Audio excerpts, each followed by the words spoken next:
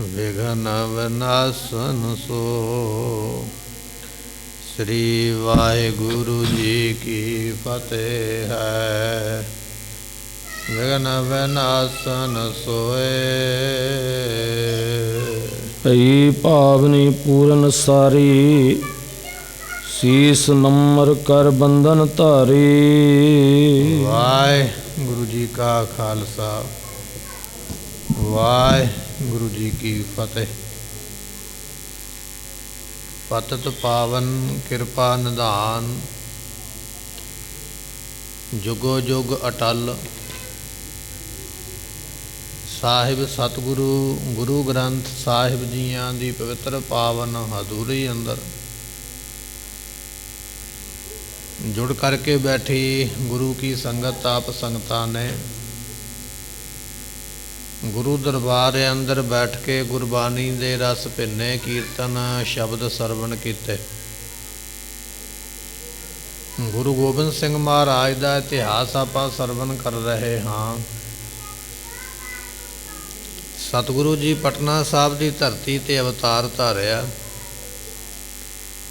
ਪੀਰ ਭੀਖਣ ਸ਼ਾਹ ਦਰਸ਼ਨ ਕਰਨ ਵਾਸਤੇ ਪਹੁੰਚਿਆ।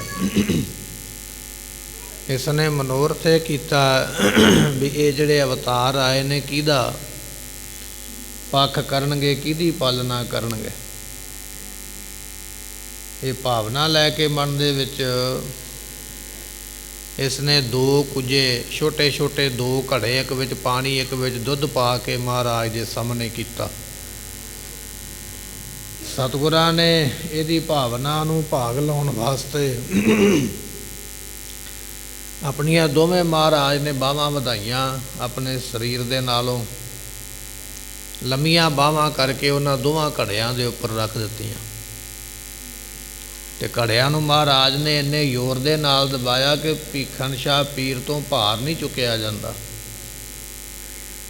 ਫਿਰ ਅਰਦਾਸਾਂ ਕਰਦਾ, ਮਹਾਰਾਜ ਮੈਂ ਤੇ ਤੁਹਾਡਾ ਦਾਸ ਹਾਂ, ਸੇਵਕ ਹਾਂ। ਜਦੋਂ ਬੇਨਤੀ ਕਰਦਾ ਫਿਰ ਸਤਿਗੁਰੂ ਜੀ ਆਪਣਾ ਹੱਥ ਚੁੱਕ ਲੈਂਦੇ। ਇਤਿਹਾਸ ਆਪਾਂ ਪਿੱਛੇ ਸਰਵਣ ਕਰ ਆਏ।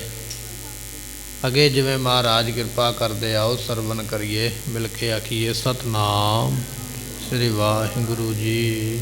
ਭਈ ਭਾਵਨੀ ਪੂਰਨ ਸਾਰੀ। ਸੋ ਇਹ ਜਿਹੜਾ ਭੀਖਣ ਸ਼ਾਹ ਪੀਰ ਹੈ, ਇਹਦੇ ਮਨ ਦੀ ਭਾਵਨਾ ਪੂਰਨ ਹੋਈ ਹੈ। ਜੋ ਮਨ ਦੀ ਇੱਛਾ ਲੈ ਕੇ ਚੱਲਿਆ ਸੀ ਨਾ ਆਪਣੇ ਘਰ ਤੋਂ, ਆਪਣੇ ਸਥਾਨ ਤੋਂ, ਪੂਰੀ ਹੋਈ ਹੈ। ਸੀਸ ਨੰਮਰ ਕਰ ਬੰਧਨ ਧਾਰੀ। ਉਹਨੇ ਆਪਣੇ ਹੱਥ ਜੋੜ ਕੇ ਸਤਿਗੁਰਾਂ ਨੂੰ ਸਿਰ ਝੁਕਾ ਕੇ ਬੜੀ ਨਿਮਰਤਾ ਦੇ ਨਾਲ ਇਸਨੇ ਮੱਥਾ ਟੇਕਿਆ ਹੈ। ਖਟਕਾ ਦਈ ਮੁਰੀਦਨ ਹਾਥ। ਉਹ ਜਿਹੜੀਆਂ ਦੋਵੇਂ ਘੜੇ ਸਨ ਆਪਣੇ ਮੁਰੀਦਾਂ ਚੇਲਿਆਂ ਨੂੰ ਫੜਾਏ ਹਨ।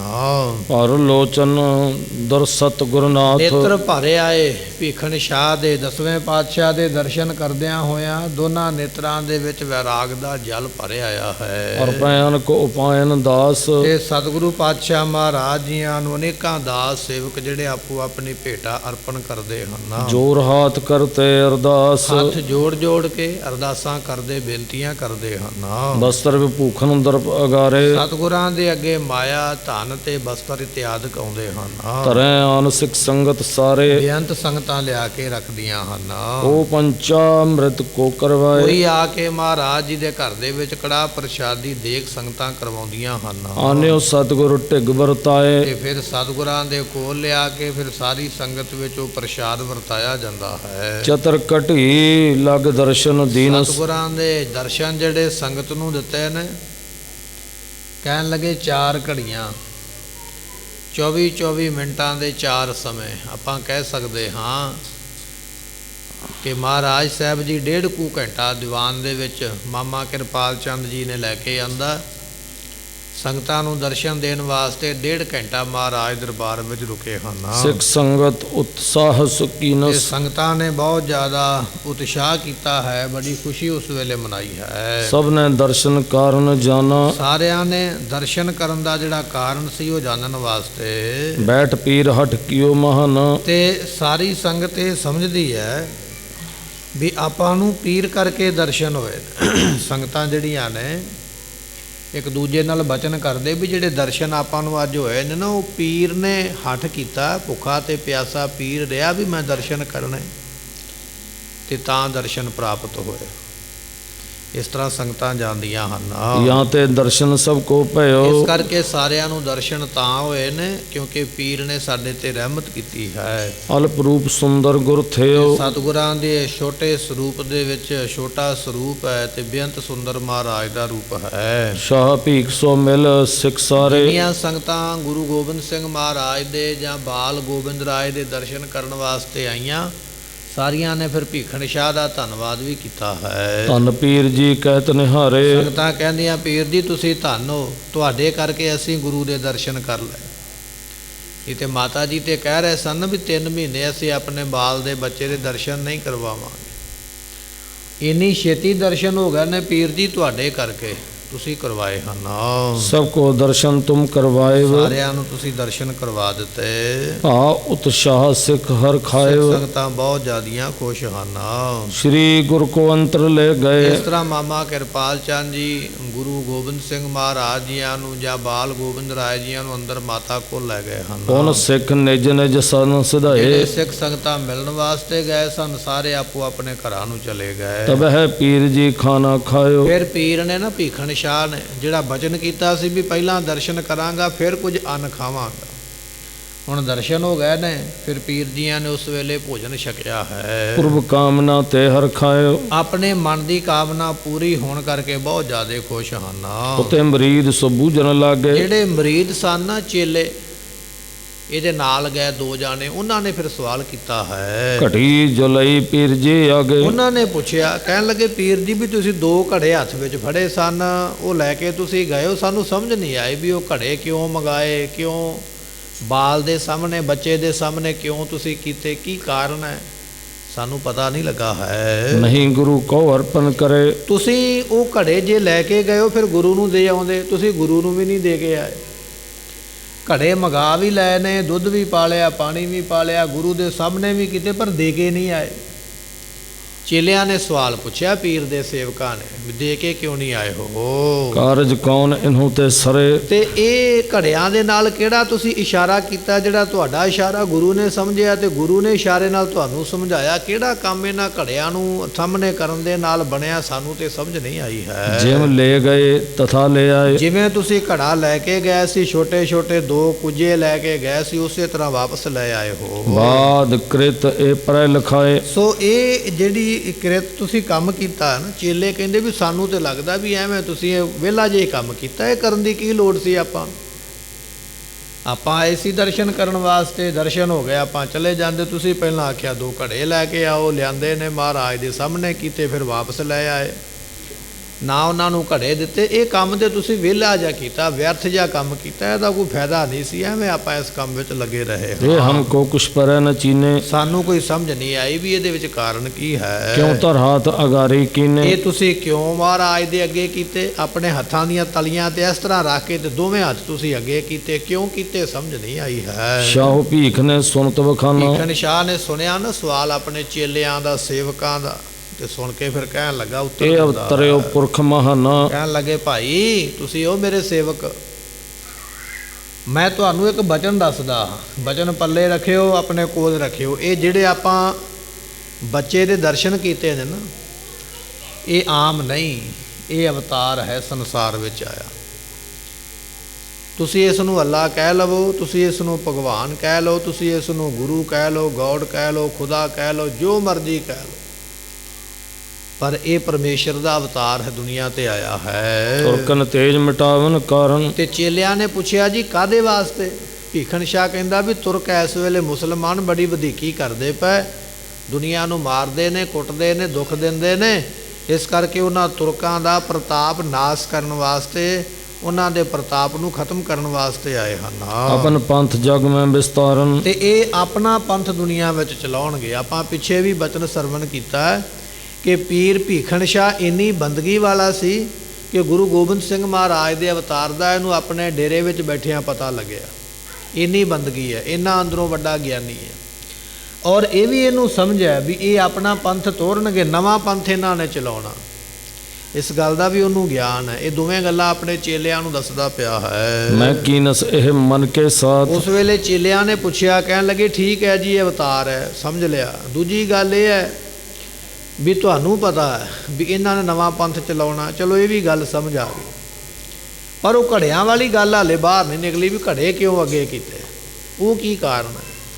ਤੇ ਪੀਰ ਦੱਸਣ ਲੱਗਾ, ਕਹਿਣ ਲੱਗਾ ਉਹਦਾ ਕਾਰਨ ਇਹ ਸੀ, ਮੈਂ ਆਪਣੇ ਮਨ ਦੇ ਵਿੱਚ ਇੱਕ ਗੱਲ ਸੋਚੀ ਹੈ। ਤਰੈ ਜੇ ਦਵੈ ਪਰ ਦੋਨੋਂ ਹੱਥ। ਮੈਂ ਇਹ ਸੋਚਿਆ ਸੀ ਵੀ ਦੋ ਘੜੇ ਮੈਂ ਅੱਗੇ ਕਰਦਾ, ਜਾਂ ਵੇਖਦੇ ਆ ਵੀ ਦੋਵਾਂ ਦੇ ਉੱਪਰ ਹੱਥ ਰੱਖਦੇ ਕਿ ਇੱਕ ਦੇ ਉੱਪਰ ਹੱਥ ਰੱਖਦੇ ਹਨ। ਹਿੰਦੂ ਤੁਰਕ ਰਹਿ ਜਗਦੋ। ਸੰਸਾਰ ਵਿੱਚ ਹਿੰਦੂ ਰਹਿਣਗੇ ਕਿ ਮੁਸਲਮਾਨ ਰਹਿਣਗੇ, ਜੇ ਤੇ ਦੋਵਾਂ ਤੇ ਹੱਥ ਰੱਖਣਗੇ ਤੇ ਮੈਂ ਸਮਝ ਜਾਵਾਂਗਾ ਵੀ ਦੋਵੇਂ ਧਰਮ ਦੁਨੀਆ ਤੇ ਰਹਿਣੇ ਹਨ। ਉਪਜੈ ਪੰਥ ਰਾਜ ਲੈ ਸੋਊ। ਤੇ ਫਿਰ ਇਹਨਾਂ ਦਾ ਪੰਥ ਵੀ ਪੈਦਾ ਹੋਵੇਗਾ ਤੇ ਰਾਜ ਭਾਗ ਉਹਨਾਂ ਕੋਲ ਜਾਣਾ ਹੈ। ਜੇ ਇੱਕ ਪਰ ਨਿਜ ਹਾਥ ਤਰੰਤ। ਜੇ ਮਹਾਰਾਜ ਇੱਕ ਘੜੇ ਦੇ ਉੱਪਰ, ਇੱਕ ਕੁੱਜੇ ਦੇ ਉੱਪਰ ਹੱਥ ਰੱਖਦੇ ਤੇ ਫਿਰ ਉਸ ਤੋਂ ਸਮਝ ਲੈਣਾ ਹੈ ਜਗ ਪ੍ਰਤੋ ਨਹਿ ਤੁਰਕ ਰਹੰਤ। ਤੇ ਮੈਂ ਸਮਝ ਲੈਣਾ ਸੀ ਵੀ ਦੁਨੀਆ ਵਿੱਚ ਮੁਸਲਮਾਨ ਨਹੀਂ ਰਹਿਣਗੇ, ਕਿਉਂਕਿ ਮੁਸਲਮਾਨਾਂ ਦਾ ਪ੍ਰਤਾਪ ਇਹ ਨਾਸ ਕਰਨ ਵਾਸਤੇ ਆਏ।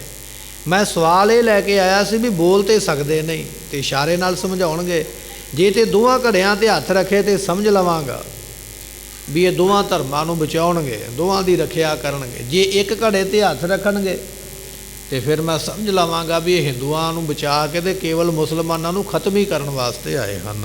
ਇਹ ਪ੍ਰੀਸ਼ਾ ਕਰਵੇ ਹਿਤ ਆਇਓ। ਮੈਂ ਇਹ ਪ੍ਰੀਸ਼ਾ, ਇਹ ਬੁਝਾਰਤ ਲੈ ਕੇ ਆਇਆ ਸੀ ਮਹਾਰਾਜ ਦੇ ਕੋਲ, ਤਾਂ ਮੈਂ ਉਹ ਦੋ ਘੜੇ ਮਹਾਰਾਜ ਦੇ ਅੱਗੇ ਕੁੱਜੇ ਕੀਤੇ ਹਨ। ਉਤੋਂ ਸੰਦੇਹ ਹਿਰਦੇ ਬਿਨਸਾਇਓ। ਮੇਰੇ ਮਨ ਦੇ ਵਿੱਚ ਸੰਦੇਹ ਸੀ, ਸ਼ੰਕਾ ਸੀ, ਵੇਖਦੇ ਆਂ ਵੀ ਭਲਾ ਇਹ ਕੀ ਜਵਾਬ ਦਿੰਦੇ ਹਨ। ਇਮ ਕੈ ਸ਼ਾਹ ਭੀਖ ਹਰ ਖਾਏ। ਇਸ ਤਰ੍ਹਾਂ ਭੀਖਣ ਸ਼ਾਹ ਨੇ ਦੱਸਿਆ, ਕਹਿਣ ਲੱਗਾ ਜਦੋਂ ਮੈਨੂੰ ਜਵਾਬ ਮਿਲਿਆ ਫਿਰ ਮੈਂ ਖੁਸ਼ ਹੋਇਆ ਹਾਂ। ਹਟ ਮਗ ਗਮਨਿਓ ਪੁਰਨਿਕ ਸਾਏ। ਇਹ ਕਹਿਣ ਲੱਗੇ ਇਸ ਤਰ੍ਹਾਂ ਹਟ ਕੇ ਆਪਣੇ ਨਗਰ ਨੂੰ ਜਿੱਧਰੋਂ ਗਿਆ ਸੀ ਨਾ ਉਧਰ ਨੂੰ ਪੀਰ ਚੱਲ ਪਿਆ ਹੈ। ਸਨੇ ਸਨੇ ਆਇਓ ਨਿਜ ਦੇਸ਼। ਚਲਦਿਆਂ ਚਲਦਿਆਂ ਪਟਨੇ ਸਾਹਿਬ ਤੋਂ ਚੱਲ ਕੇ ਆਪਣੇ ਦੇਸ਼ ਪੰਜਾਬ ਧਰਤੀ ਤੇ ਆਪਣੇ ਡੇਰੇ ਆ ਗਿਆ ਹੈ। ਸਿਮਰਤ ਹਿਰਦੇ ਖੁਦਾਏ ਹਮੇਸ਼। ਸਦਾ ਹੀ ਸਤਿਗੁਰੂ ਮਹਾਰਾਜ ਜੀਆਂ ਨੂੰ ਯਾਦ ਕਰਦਾ ਹੈ। ਦੋਹਰਾ ਬੜੀ ਆਰਵਲ ਹੋਏ ਜਬ ਬਿਨਸੈ ਬੋਲੇ ਬੈਨ। ਸੋ ਉਸ ਵੇਲੇ ਸੋਚਦਾ ਹੈ ਮਨ ਵਿੱਚ, ਕਹਿਣ ਲੱਗਾ ਜਦੋਂ ਇਹਨਾਂ ਦੀ ਵੱਡੀ ਉਮਰਾ ਹੋਵੇਗੀ ਨਾ ਗੋਬਿੰਦ ਰਾਏ ਜੀਆਂ ਦੀ, ਉਦੋਂ ਇਹ ਬੋਲਣਗੇ, ਉਦੋਂ ਇਹ ਬਚਨ ਬਲਾਸ ਕਰਨਗੇ ਤੇ ਫਿਰ ਉਦੋਂ ਹੱਸਿਆ ਕਰਨਗੇ, ਸੰਗਤਾਂ ਨਾਲ ਖੇਡਿਆ ਕਰਨਗੇ, ਪਰ ਇਸ ਵਾਸਤੇ ਕੁਝ ਸਮਾਂ ਚਾਹੀਦਾ ਹੈ। ਤਬ ਜਾਚੋ ਮੈਂ ਜਾਚਨਾ ਸਤਿਗੁਰੂ ਕੋ ਪਿਖਨੈਨ। ਉਦੋਂ ਮੈਂ ਮੰਗਾਂਗਾ। ਪੀਰ ਨੇ ਹਾਲੇ ਮੰਗਿਆ ਕੁਝ ਨਹੀਂ ਹੈ, ਹਾਲੇ ਤੇ ਕੇਵਲ ਇਹ ਹੀ ਪੁੱਛਿਆ ਵੀ ਮਹਾਰਾਜ ਕਿਹੜੇ ਧਰਮ ਦੀ ਰੱਖਿਆ ਕਰਦੇ ਹੋ, ਪਰ ਰਸਤੇ ਵਿੱਚ ਆਉਂਦਿਆਂ ਸੋਚਦਾ ਪਿਆ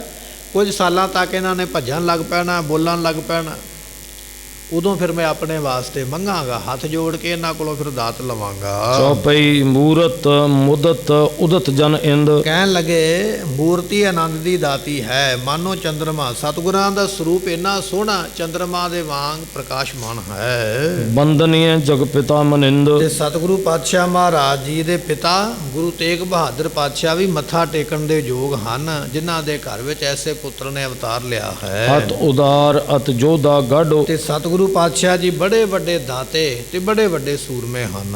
ਅਤ ਸੁਸ਼ੀਲ ਅਤ ਸ਼ੈਬਲ ਆਡੋ। ਤੇ ਬਹੁਤ ਜ਼ਿਆਦਾ ਸੁਸ਼ੀਲ ਹਨ ਤੇ ਬਹੁਤ ਜ਼ਿਆਦਾ ਇਹਨਾਂ ਵਿੱਚ ਬਲ ਹੋਵੇਗਾ। ਇਹ ਆਉਣ ਵਾਲੇ ਸਮੇਂ ਦੀ ਗੱਲ ਹੈ, ਜਿਹੜੀ ਭੀਖਣ ਸ਼ਾਹ ਸੋਚਦਾ ਪਿਆ ਵੀ ਇਹਨਾਂ ਵਿੱਚ ਬਹੁਤ ਜ਼ਿਆਦਾ ਬਲ ਹੋਣਾ ਹੈ। ਲਖੈ ਭਵਿੱਖਤ ਚਲਤੇ ਉਦਾਰੇ। ਸੋ ਇਹ ਆਉਣ ਵਾਲੇ ਸਮੇਂ ਵਿੱਚ ਬਹੁਤ ਇਹਨਾਂ ਨੇ ਚੰਗੇ ਕੌਤਕ ਕਰਨੇ ਹਨ।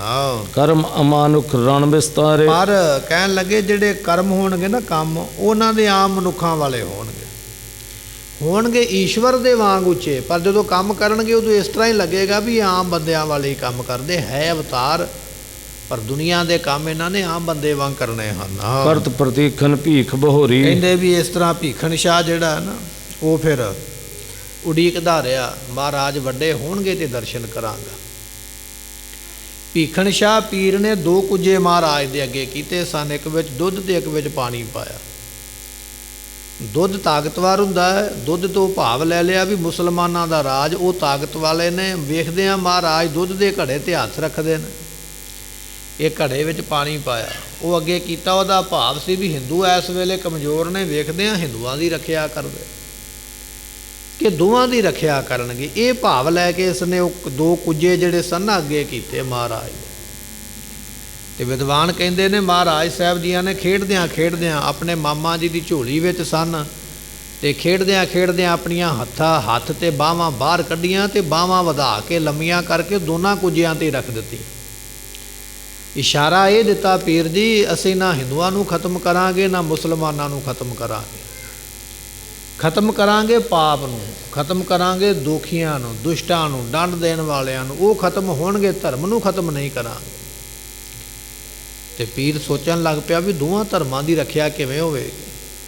ਹਾਲੇ ਸੋਚਦਾ ਹੀ ਪਿਆ, ਕਹਿਣ ਲੱਗੇ ਆਪਣੇ ਚਰਨ ਕੱਢੇ ਮਹਾਰਾਜ ਨੇ ਤੇ ਆਪਣੇ ਚਰਨਾਂ ਦਾ ਆਪਣਾ ਪੈਰ ਮਾਰ ਕੇ ਤੇ ਦੋਨੇ ਕੁੱਜੇ ਜਿਹੜੇ ਸਨ ਉਹ ਭੀਖਣ ਸ਼ਾਹ ਦੇ ਹੱਥੋਂ ਥੱਲੇ ਸਟਾ ਦਿੱਤੇ, ਥੱਲੇ ਡਿੱਗ ਪਏ। ਥੱਲੇ ਡਿੱਗਣ ਦੇ ਨਾਲ ਘੜੇ ਦੋਨੇ ਹੀ ਟੁੱਟ ਗਏ। ਪਾਣੀ ਦੇ ਵਿੱਚ ਦੁੱਧ ਮਿਲ ਗਿਆ ਤੇ ਦੁੱਧ ਵਿੱਚ ਪਾਣੀ ਮਿਲ ਗਿਆ। ਤੇ ਉੱਥੋਂ ਜਨਾ ਦਿੱਤਾ, ਪੀਰ ਜੀ ਅਸੀਂ ਰੱਖਿਆ ਇਸ ਤਰ੍ਹਾਂ ਕਰਾਂਗੇ, ਦੋਨਾਂ ਨੂੰ ਇਕੱਠਿਆ ਕਰ ਦਿਆਂਗੇ। ਜਿਹੜੀ ਈਰਖਾ ਚੱਲਦੀ ਪਈ ਨਾ ਆਪਸ ਵਿੱਚ, ਇਹ ਤੇ ਸਰਕਾਰਾਂ ਆਪਣਾ ਲਾਹਾ ਲੈਂਦੀਆਂ ਨੇ ਇੱਕ ਦੂਜੇ ਦੇ ਪ੍ਰਤੀ ਚੁੱਕ ਕੇ, ਦੂਸ਼ਣਬਾਜ਼ੀ ਕਰਕੇ।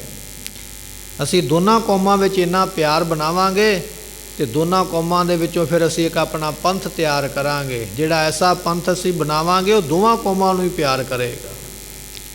ਇਹ ਇਸ਼ਾਰਾ ਸੀ ਗੋਬਿੰਦ ਰਾਏ ਜੀਆਂ ਨੇ ਛੋਟੀ ਉਮਰ ਦੇ ਵਿੱਚ ਪਟਨਾ ਸਾਹਿਬ ਦੀ ਧਰਤੀ 'ਤੇ ਭੀਖਣ ਸ਼ਾਹ ਨੂੰ ਸਮਝਾਇਆ, ਕਿਉਂਕਿ ਉਹਦਾ ਸਵਾਲ ਤਾਂ ਸੀ ਵੀ ਮਹਾਰਾਜ ਇਸ ਵੇਲੇ ਬੋਲ ਨਹੀਂ ਸਕਦੇ, ਕਿਉਂਕਿ ਬੋਲਣ ਵਾਸਤੇ ਵੀ ਕੋਈ ਦਿਨ ਚਾਹੀਦੇ ਨੇ, ਕੁਝ ਸਮਾਂ ਚਾਹੀਦਾ।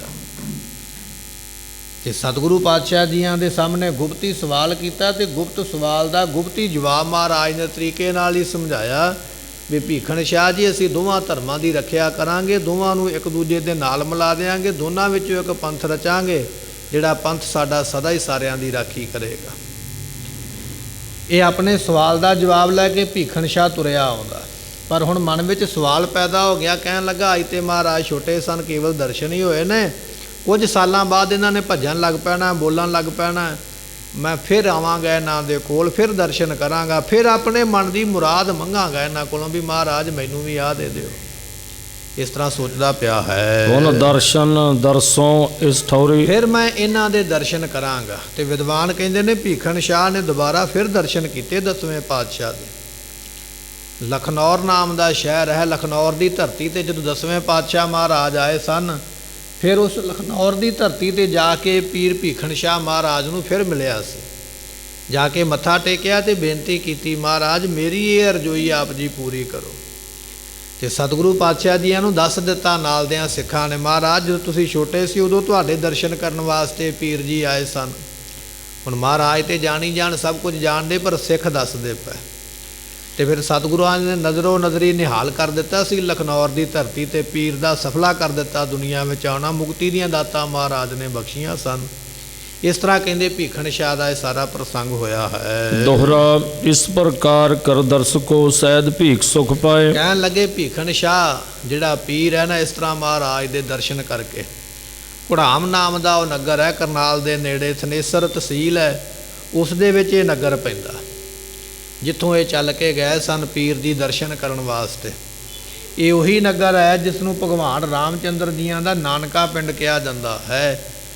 ਭਗਵਾਨ ਰਾਮ ਚੰਦਰ ਜੀਆਂ ਦੇ ਪਿਤਾ ਦਸ਼ਰਥ ਜੀ ਆਪਣੀ ਰਾਣੀ ਨੂੰ ਵਿਆਹੁਣ ਵਾਸਤੇ ਇਸ ਨਗਰ ਵਿੱਚ ਆਏ ਸਨ। ਤੋ ਕਹਿਣ ਲੱਗੇ ਉਸ ਨਗਰ ਵਿੱਚ ਇਹ ਪੀਰ ਰਹਿੰਦਾ। ਇਸ ਤਰ੍ਹਾਂ ਇਸ ਨੂੰ ਦਰਸ਼ਨ ਦੇ ਕੇ ਨਿਹਾਲ ਕੀਤਾ ਹੈ। ਦੇਸ਼ ਆਪਣੇ ਕੋ ਹਟਿਓ ਸਤਿਗੁਰ ਚਰਨ ਮਨਾਏ। ਸਤਿਗੁਰਾਂ ਦੇ ਚਰਨਾਂ ਤੇ ਮੱਥਾ ਟੇਕ ਕੇ ਆਪਣੇ ਦੇਸ਼ ਨੂੰ ਵਾਪਸ ਆ ਗਿਆ ਹੈ। ਸਵਈਆ ਸ਼੍ਰੀ ਗੁਰੂ ਸੁੰਦਰ ਸੂਰਤ ਸੋਹਿਤ। ਸਤਿਗੁਰੂ ਪਾਤਸ਼ਾਹ ਮਹਾਰਾਜ ਜੀਆਂ ਦੀ ਮੂਰਤੀ ਜਿਹੜੀ ਹੈ ਨਾ, ਬਹੁਤ ਜ਼ਿਆਦਾ ਸੁੰਦਰ ਸ਼ੋਭਾ ਪਾਉਂਦੀ ਹੈ। ਮੂਰਤ ਮਾਧੁਰੀ ਪੂਰਤ ਸਾਰੀ। ਸਤਿਗੁਰਾਂ ਦੀ ਮੂਰਤ ਬੜੀ ਪਿਆਰੀ ਹੈ, ਬੜੀ ਮਨ ਨੂੰ ਮੋਹਣ ਵਾਲੀ ਹੈ। ਰੇਸ਼ਮ ਡੋਰ ਵਧੀ ਪਲਨਾ ਸੰਗ ਦਾਸ ਝੁਲਾਵਤ ਐਚ ਅਗਾਰੀ। ਸਤਿਗੁਰੂ ਪਾਤਸ਼ਾਹ ਮਹਾਰਾਜ ਜੀਆਂ ਨੂੰ ਜਿਸ ਪੰਘੂੜੇ ਵਿੱਚ ਲੰਮੇ ਪਾਇਆ ਜਾਂਦਾ ਹੈ ਨਾ, ਉਸ ਪੰਘੂੜੇ ਦੇ ਨਾਲ ਰੇਸ਼ਮ ਦੀਆਂ ਡੋਰਾਂ ਬੱਧੀਆਂ ਹੋਈਆਂ। ਤੇ ਵਾਰੀ ਵਾਰੀ ਪਟਨੇ ਸਾਹਿਬ ਦੇ ਜਿਹੜੇ ਸਿੱਖ ਨੇ ਨਾ, ਬੀਬੀਆਂ ਜਾਂ ਹੋਰ ਮਾਈਆਂ ਸਾਰੀਆਂ ਆਉਂਦੀਆਂ ਆਪੋ ਆਪਣੀ ਸੇਵਾ ਸਮਝ ਕੇ ਰੇਸ਼ਮ ਦੀਆਂ ਡੋਰਾਂ ਨੂੰ ਹੱਥ ਵਿੱਚ ਫੜ ਕੇ ਤੇ ਮਹਾਰਾਜ ਦੇ ਪੰਘੂੜੇ ਨੂੰ ਹਲੂਣਾ ਦਿੰਦੀਆਂ ਨੇ। ਇੰਨੀ ਸੰਗਤ ਆਉਂਦੀ ਹੈ ਸੇਵਾ ਵਾਸਤੇ ਵੀ ਸਾਰਿਆਂ ਨੂੰ ਸੇਵਾ ਕਰਨ ਦਾ ਇੱਕ ਦਿਨ ਵਿੱਚ ਮੌਕਾ ਨਹੀਂ ਮਿਲਦਾ, ਵਾਰੀ ਲੈਣੀ ਪੈਂਦੀ ਹੈ, ਸਮਾਂ ਲੈਣਾ ਪੈਂਦਾ। 10ਵੇਂ ਪਾਤਸ਼ਾਹ ਮਹਾਰਾਜ ਦੇ ਝੂਲੇ ਨੂੰ ਹਿਲਾਉਣ ਵਾਸਤੇ ਪਟਨਾ ਸਾਹਿਬ ਦੀਆਂ ਸੰਗਤਾਂ ਆਪੋ ਆਪਣੀ ਵਾਰੀ ਦੀ ਉਡੀਕ ਕਰਦੀਆਂ ਨੇ।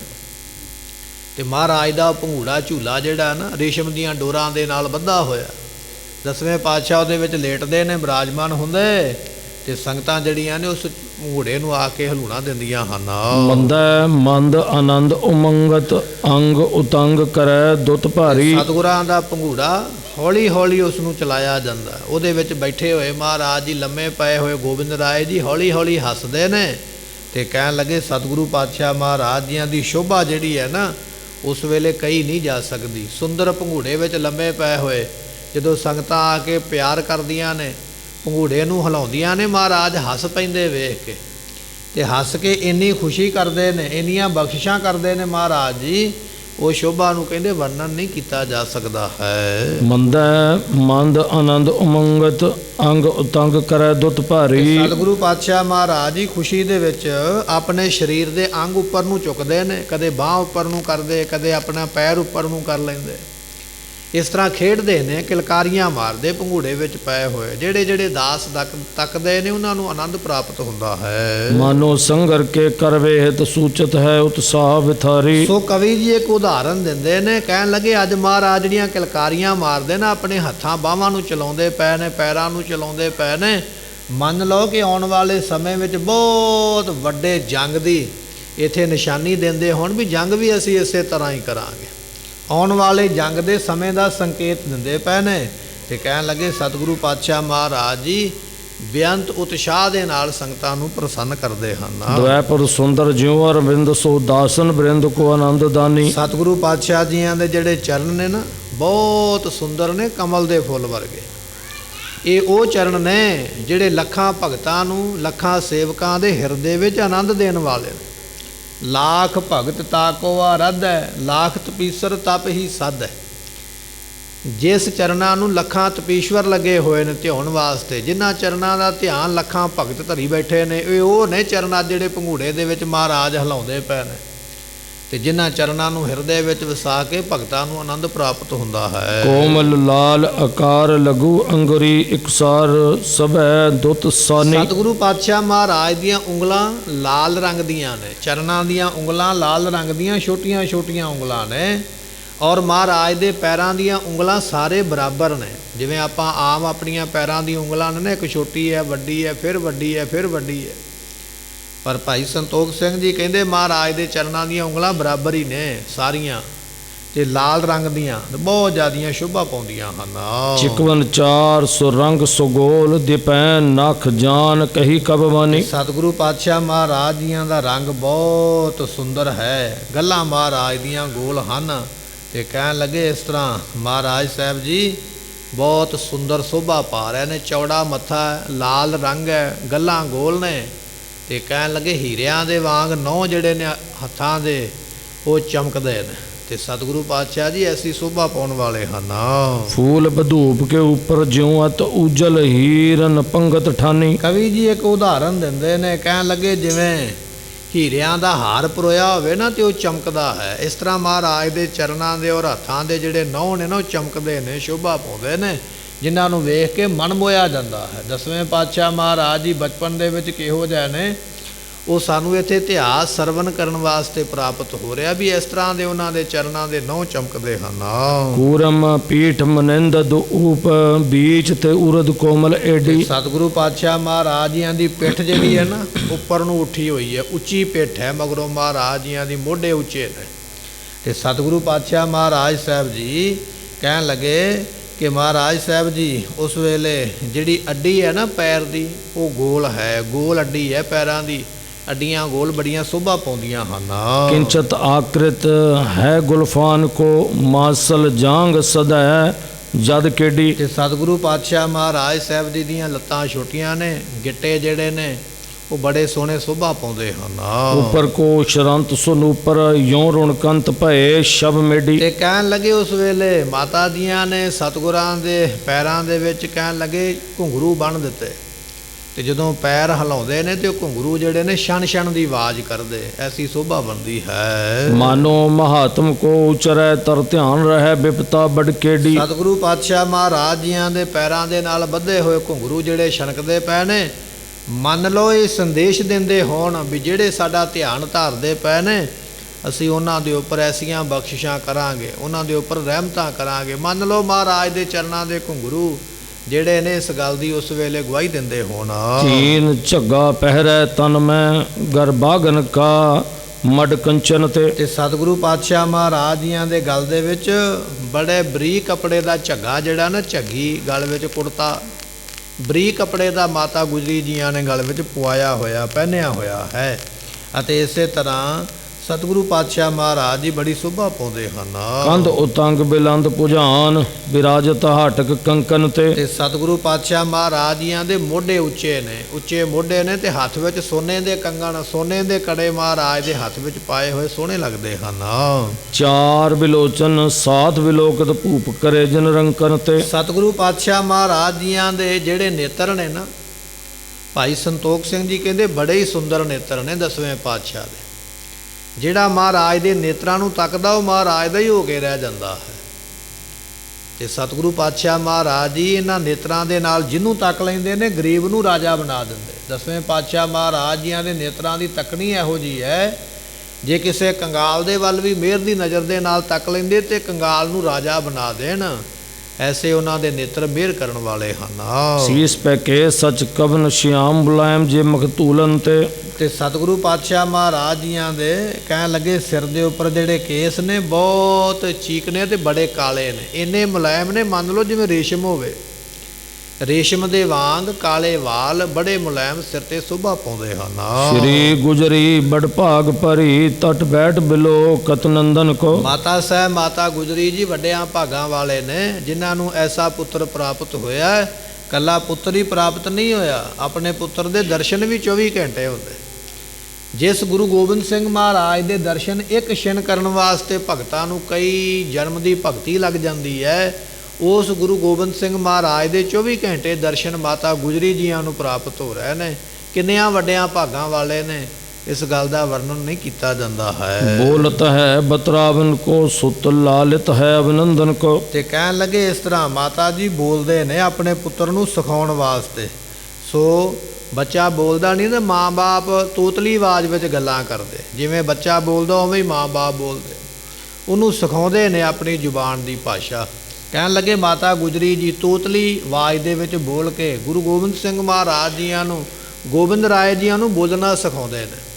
ਤੇ ਕਹਿਣ ਲੱਗੇ ਜਿਵੇਂ ਜਿਵੇਂ ਮਾਤਾ ਜੀ ਬੋਲਦੇ ਉਸੇ ਤਰ੍ਹਾਂ ਗੋਬਿੰਦ ਰਾਏ ਜੀ ਮਗਰ ਮਗਰ ਬੋਲਦੇ ਨੇ।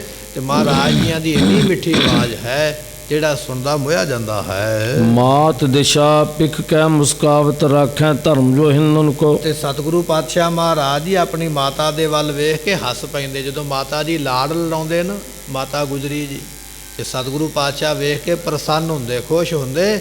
ਇਹ ਐਸੇ ਬਾਲਕ ਨੇ ਦੁਨੀਆ ਤੇ ਆਏ ਜਿਨ੍ਹਾਂ ਨੇ ਹਿੰਦੂ ਧਰਮ ਦੀ ਰੱਖਿਆ ਕਰਨ ਵਾਸਤੇ ਸੰਸਾਰ ਤੇ ਆਉਣਾ ਕੀਤਾ ਹੈ। ਅੰਕ ਬਿਠਾਏ ਦੁਲਾਰਤ ਹੈ ਕਵ ਸੁੰਦਰ ਸ਼੍ਰੀ ਜਗਵੰਦਨ ਕੋ ਸਤਿਗੁਰੂ ਪਾਤਸ਼ਾਹ ਜੀ ਜੋ ਸੰਸਾਰ ਦੇ ਬੰਦਨਾ ਕਰਨ ਯੋਗ ਨੇ, ਐਸੇ ਪੁੱਤਰ ਨੂੰ ਆਪਣੀ ਗੋਦੀ ਵਿੱਚ ਬਿਠਾ ਕੇ ਮਾਤਾ ਜੀ ਬਹੁਤ ਪਿਆਰ ਕਰਦੇ ਹਨ। ਕੇਤਕ ਮਾਸ ਬਤੀਤ ਭਏ ਸੁਤ ਕੋ ਸੁਖ ਦੇਖਤ ਸ਼੍ਰੀ ਗੁਜਰੀ। ਇਸ ਤਰ੍ਹਾਂ ਸੇਵਾ ਕਰਦਿਆਂ ਕਈ ਮਹੀਨੇ ਬਤੀਤ ਹੋ ਗਏ। ਅੱਜ ਮਹਾਰਾਜ ਜੀਆਂ ਦਾ ਸਰੀਰ ਕਈ ਮਹੀਨਿਆਂ ਦਾ ਹੋ ਗਿਆ, ਸ਼ੋਭਾ ਹੋਰ ਤੋਂ ਹੋਰ ਅੱਗੇ ਵੱਧਦੀ ਜਾਂਦੀ ਹੈ। ਗੋਬਿੰਦ ਨਾਮ ਸਮਾਨ ਸਰੂਪ ਤਿਨੋਂ ਪਿਖ ਜਿਉ ਜਸੁਦਾ ਗੁਜਰੀ। ਸਤਿਗੁਰੂ ਪਾਤਸ਼ਾਹ ਮਹਾਰਾਜ ਜੀਆਂ ਦਾ ਨਾਮ ਹੈ ਗੋਬਿੰਦ।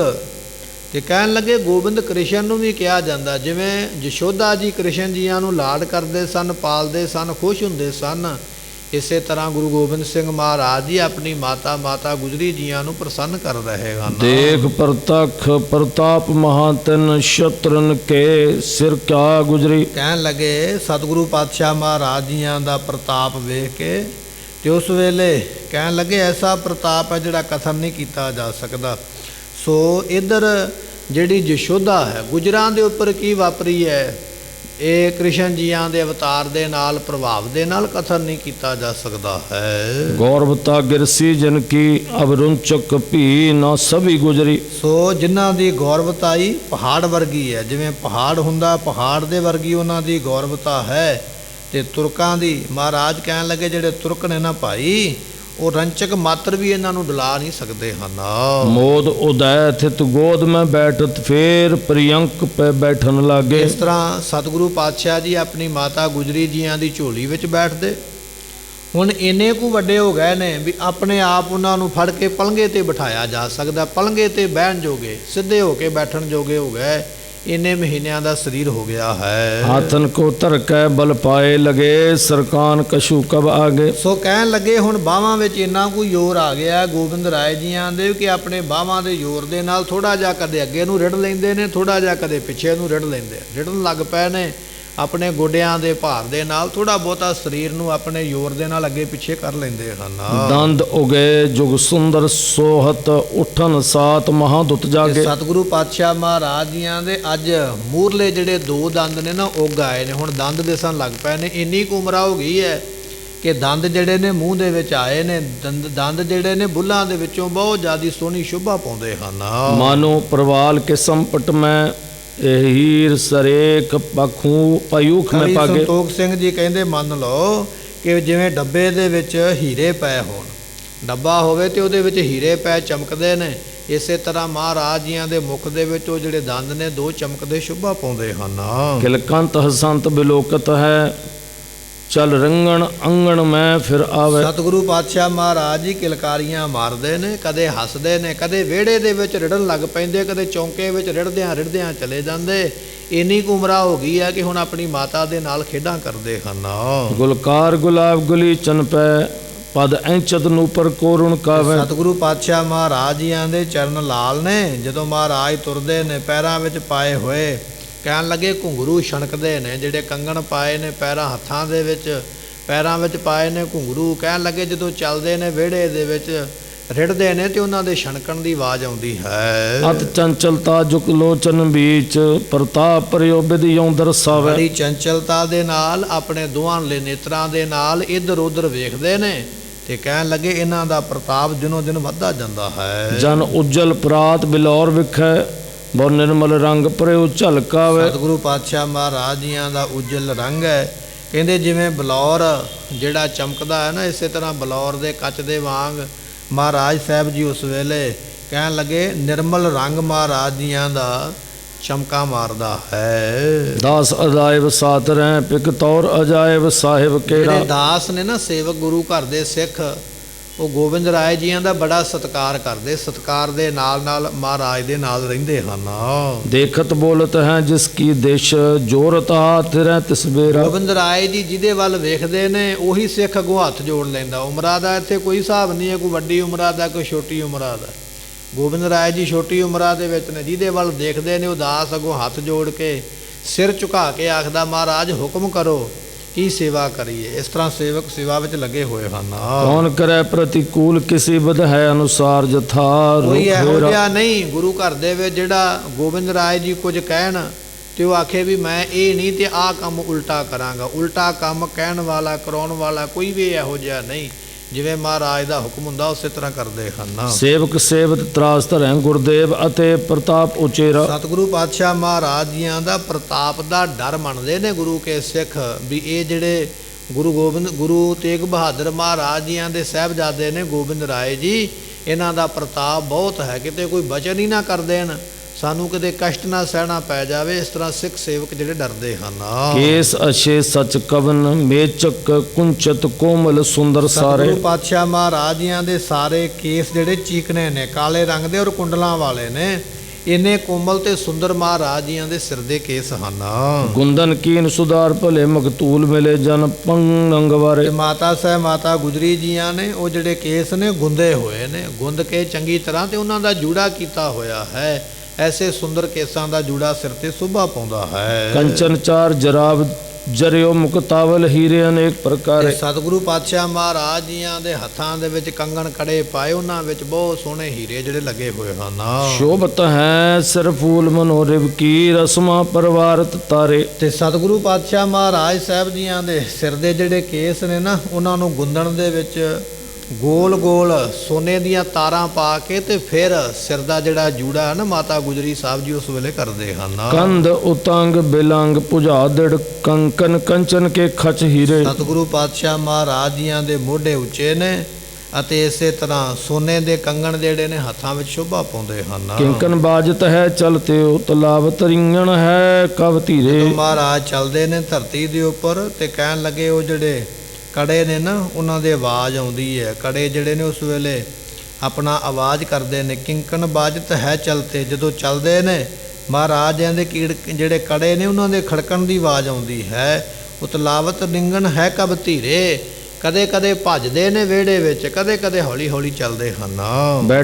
ਬੈਠਤ ਹੀ ਸਭ ਕੀ ਦਸ਼ੇਰਤ, ਪ੍ਰੇਰਤ ਦਾਸਨ ਕੋ ਹਿਤ ਛੀਰੇ। ਸਤਿਗੁਰੂ ਪਾਤਸ਼ਾਹ ਜੀ ਬੈਠਿਆਂ ਹੀ ਆਪਣੇ ਦਾਸਾਂ ਨੂੰ ਪ੍ਰੇਰਦੇ ਨੇ, ਦੱਸਦੇ ਨੇ ਕਿਨੇ ਕੀ ਕਰਨਾ, ਕਿਨੇ ਕੀ ਕਰਨਾ, ਸਾਰਿਆਂ ਦੇ ਮਨ ਪ੍ਰੇਰਨ ਵਾਲੇ ਹਨ। ਸ਼ਾਰਤ ਸਾਤ ਬਤਾਵਤ ਕਰਵਾਵਤ ਸੋਭਿਦ ਆਪਣੇ ਤੀਰੇ। ਸਤਿਗੁਰੂ ਪਾਤਸ਼ਾਹ ਜੀ ਇਸ਼ਾਰੇ ਨਾਲ ਹੀ ਸਮਝਾਉਂਦੇ, ਜਿਹੜੇ ਸੇਵਕ ਨੇ ਨਾ ਦਾਸ ਸੇਵਾ ਕਰਨ ਵਾਸਤੇ, ਉਹਨਾਂ ਨੂੰ ਇਸ਼ਾਰਾ ਹੀ ਕਰਦੇ ਹੱਥ ਦੇ ਨਾਲ ਕਿ ਇਹ ਚਾਹੀਦਾ ਜਾਂ ਇਹ ਕੰਮ ਇਸ ਤਰ੍ਹਾਂ ਕਰਨਾ ਹੈ। ਆਪਣੇ ਹੱਥ ਦੇ ਇਸ਼ਾਰੇ ਦੇ ਨਾਲ ਸਭ ਕੁਝ ਕਰਵਾਉਂਦੇ ਹਨ। ਸ਼੍ਰੀ ਗੁਜਰੀ ਬੜ ਭਾਗ ਭਰੀ ਨਿਜ ਪਾਨ ਤੇ ਖਾਨ ਰੂਪਾਨ ਕਰਾਵੇ। ਮਾਤਾ ਸਾਹਿਬ ਮਾਤਾ ਗੁਜਰੀ ਜੀ ਬੜੇ ਵੱਡਿਆਂ ਭਾਗਾਂ ਵਾਲੇ ਨੇ, ਜਿਹੜੇ ਗੋਬਿੰਦ ਰਾਏ ਜੀ ਨੂੰ ਆਪਣੇ ਹੱਥਾਂ ਦੇ ਨਾਲ ਭੋਜਨ ਛਕਾਉਂਦੇ ਨੇ, ਹੱਥਾਂ ਦੇ ਨਾਲ ਪਾਣੀ ਪਿਲਾਉਂਦੇ ਹਨ।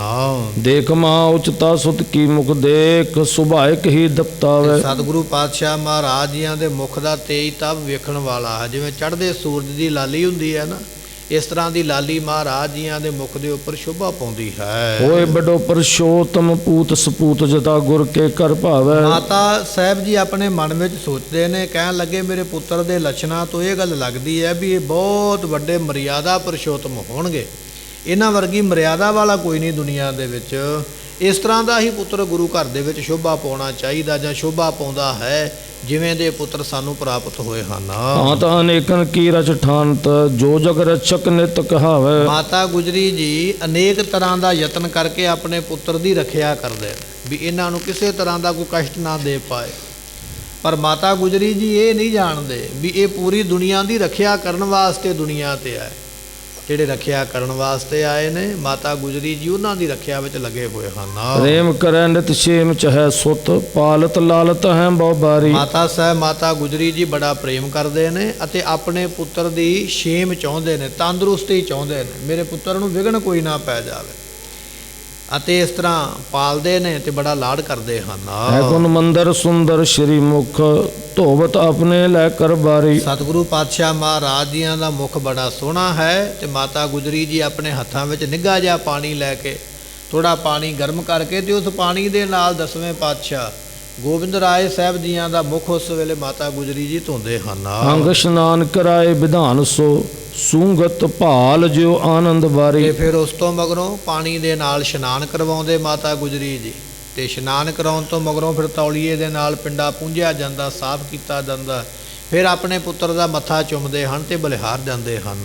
ਅੰਬਰ ਕੋ ਪਹਿਰਾਏ ਵਿਭੂਖਣ ਲਾਉਣ, ਸੁਰਾਈ ਲੈ ਉੱਪਰ ਬਾਰੀ। ਇਸੇ ਤਰ੍ਹਾਂ ਫਿਰ ਉਹਨਾਂ ਨੂੰ ਸੁੰਦਰ ਕੱਪੜੇ ਪਹਿਨਾਏ ਜਾਂਦੇ। ਸੁੰਦਰ ਕੱਪੜਿਆਂ ਦੇ ਉੱਪਰ ਫਿਰ ਮਾਤਾ ਜੀ ਗਹਿਣੇ ਪਵਾਉਂਦੇ ਸੋਨੇ ਦੇ ਆਪਣੇ ਪੁੱਤਰ ਗੋਬਿੰਦ ਰਾਏ ਜੀਆਂ ਨੂੰ। ਕਹਿਣ ਲੱਗੇ ਇਸੇ ਤਰ੍ਹਾਂ ਬਹੁਤ ਜ਼ਿਆਦਾ ਸਤਿਕਾਰ ਵੀ ਕਰਦੇ ਨੇ।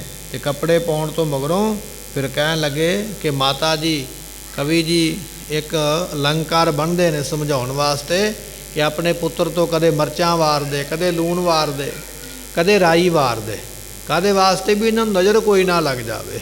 ਐਸੇ ਜਿਹੜੇ ਕੌਤਕ ਨੇ ਮਾਤਾ ਜੀ ਕਰਦੇ ਹਨ। ਦਦ ਓਦਨ ਕੋ ਅਚਵਾਏ ਭਲੇ, ਅਨਮੋਦਨ ਨੰਦਨ ਮਾਤ ਕਰੇ। ਅਤੇ ਫਿਰ ਇਸੇ ਤਰ੍ਹਾਂ ਕਦੇ ਦਹੀਂ ਖਿਲਾਉਂਦੇ ਨੇ ਗੋਬਿੰਦ ਰਾਏ ਜੀਆਂ ਨੂੰ ਕਟੋਰੀ ਵਿੱਚ ਪਾ ਕੇ, ਕਦੇ ਦੁੱਧ ਪਿਲਾਉਂਦੇ ਹਨ। ਅਤੇ ਗੋਬਿੰਦ ਰਾਏ ਜੀ ਕਦੇ ਦੁੱਧ